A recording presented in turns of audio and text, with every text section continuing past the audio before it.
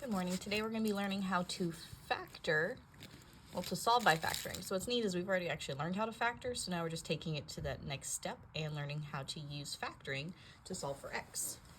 So step one, you're going to set the equation equal to 0. And the reason why we have to do that is because, remember, when you're solving for x, you're finding the zeros, so you're finding out when the equation is equal to 0. So that's why we need to set it equal to 0.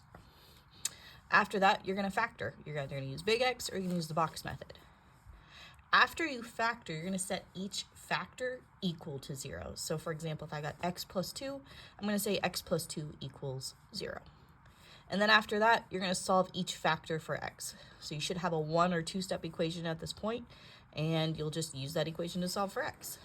So we're going to go ahead and jump right into it. We're going to solve for x, and the first one I got is x squared plus 6x plus 5. So because there's no a value on this, I can go straight into using big X, which means I'm trying to find two numbers that multiply to 5 but add to 6. And the only numbers that multiply to 5 and add to 6 are 1 and 5. So my factors are now x plus 1 and x plus 5, right? So this is what we've done before, and we typically stop there because those are the factors. But now we're taking it to the step where we have x plus 1 times x plus 5 equals 0. So I'm just rewriting the equation as factors. Now I'm moving on to step 2, or 3, I guess, in this case, where we're going to set each factor equal to 0. So I'm going to say x plus 1 equals 0 and x plus 5 equals 0. And then I solve for x. To solve for x, I got to subtract 1. So one of my factors, or one of my zeros, are going to be x equals negative 1.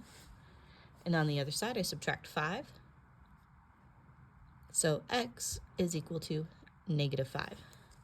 So those are going to be my solutions.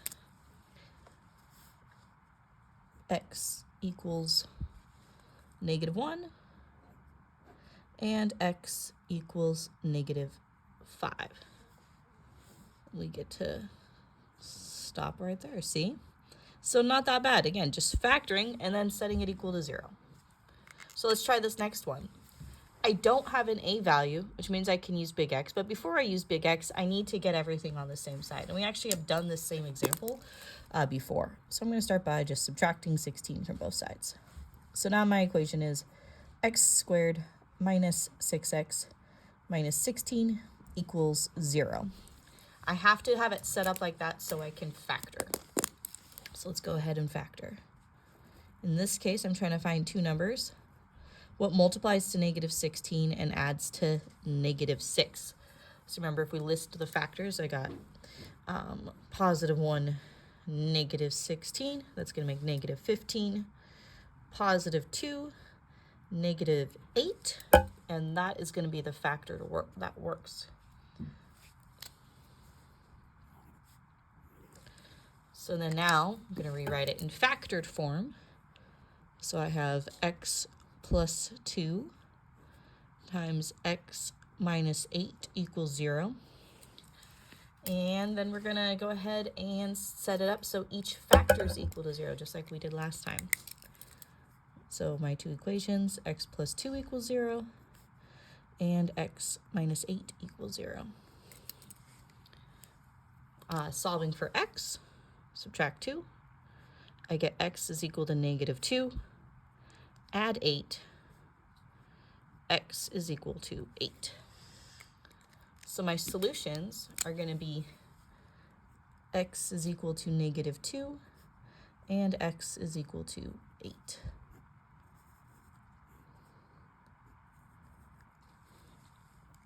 For the last example, I have an a value and it's already set equal to 0. And so remember, in this case, we're actually going to go into box method because we do have that a value. So you have to remember when and when not to use the box method.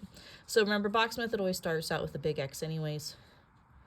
So I'm trying to find two numbers that multiply to negative 12 because I got 2 times negative 6 and add to negative 1. So if I list the factors of negative 12, I got positive 1, negative 12. I'm going to have positive 2, negative 6, and then positive 3, negative 4.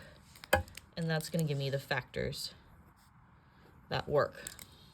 So now I got to use box method. So box method says that I'm going to set up a box. And remember to use box method, I'm going to put the first term in the first box, so the 2x squared. I'm going to put the last term in the last box, so negative 6. And in the middle, I'm going to put 3x and negative 4x. And it doesn't really matter which one goes where. And then remember, I need to see what can I take out of each row. So we'll start with each row. In this row, I can take out a 2 and an x. And we'll do this in green. So 2 and an x, because I can divide both of those by 2x.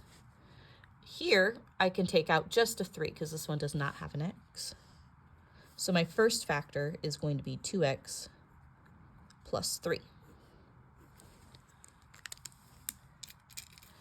From each column, in this case, I can only take out an x, because 2 and 3 are both prime and don't have any common factors.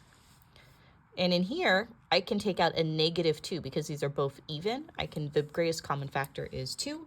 They both have negatives, so I can take out a negative 2.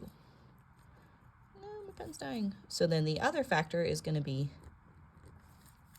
x minus 2. Of course, my pen is now dying. Okay? And then we're just going to set each of these factors equal to 0. So same thing we did here, but we're taking what we factored from the box and setting it equal to 0. So now when I go to solve for x, I'm going to have my two equations, 2x plus 3 equals 0. And then I'm also going to have x minus 2 equals 0.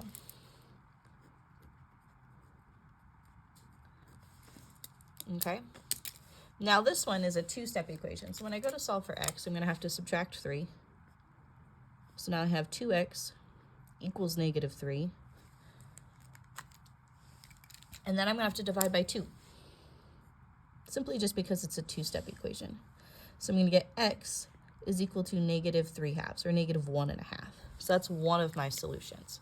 It's okay. When we're using box method, we're probably going to end up with a fraction or a rational number as our factors. And that's normal. That's okay. On the next one, I just have to add 2.